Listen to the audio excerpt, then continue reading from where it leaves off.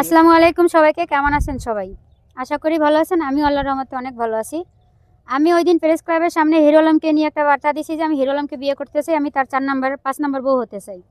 তো এই বার্তাটা দেওয়ার পরে মনে করেন অনেক এটা ভাইরাল হয়ে গেছে, পুরাটা নিউজ একদম ভাইরাল হয়েছে, ট্রেন্ডিং আসছে। যাই হোক, এরপরে মনে করেন আমি জানতে পারি যে অসংখ্যভাবে তার অপকর্ম বের হয়ে আছে, যে সে 1টা 2টা 3টা 4টা 5টা এখন তার 6 নাম্বার বউ বের হয়ে গেছে।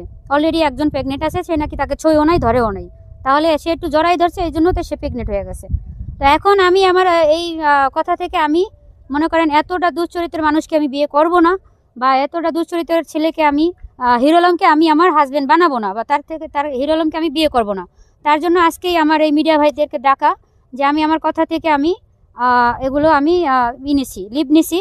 এই জন্য আপনাদেরকে এই মেসেজটা আমার দেওয়া, যে হিরো আলম আসলে ওর চরিত্র সমস্যা, ও বিভিন্ন মেয়েরকে এভাবে ইউজ করে, তারপরে মেয়েদেরকে ঠকায়। যার জন্য আমি এই কথাটা বলে ফেলছি আবেগে, বা আমার ভালো লাগছে তার জন্য। এখন আমি এই কথাটা আমি আমার ফিরেই নিতেছি।